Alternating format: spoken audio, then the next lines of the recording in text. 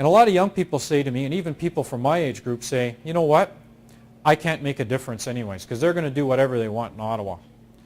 And I'll tell you, you can make a difference if you really want to. And I'll give you a couple examples.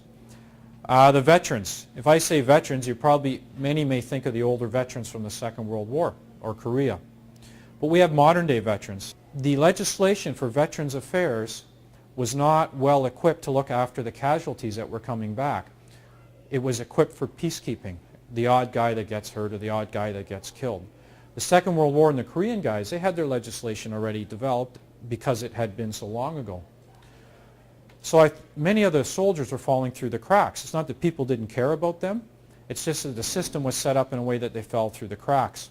So I thought, well, what can I do? I was always taught that you never turn a blind eye to an issue. Get involved, get informed, and try to make a difference. So I wrote a letter to the Chief of Defense Staff, who's the highest general in the Canadian Forces. Now you may think, well, so what's the big deal about that? Well, I'm just some lonely sergeant on the bottom writing the boss, the big guy.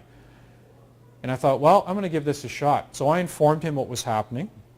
I got a response from that. And I also started informing other generals, retired and serving. From that, it ended up going to the deputy minister, and I ended up seeing members of parliament after that. And some changes were made. It took a very long time. I've learned that members of parliament are willing to listen because they can't know everything that's going on. They don't. Your brain can only handle so much information. So if you have a good informed discussion with them or good informed information that's been researched, knowledge is power. You've heard that before. These guys are willing to listen to you. They're willing to listen to your concerns, especially if you have lots of numbers. I still do a lot of work with veterans associations and that, and do stuff in Ottawa. And I'll tell you, numbers make a difference. Knowledge makes a difference. Getting involved makes a difference.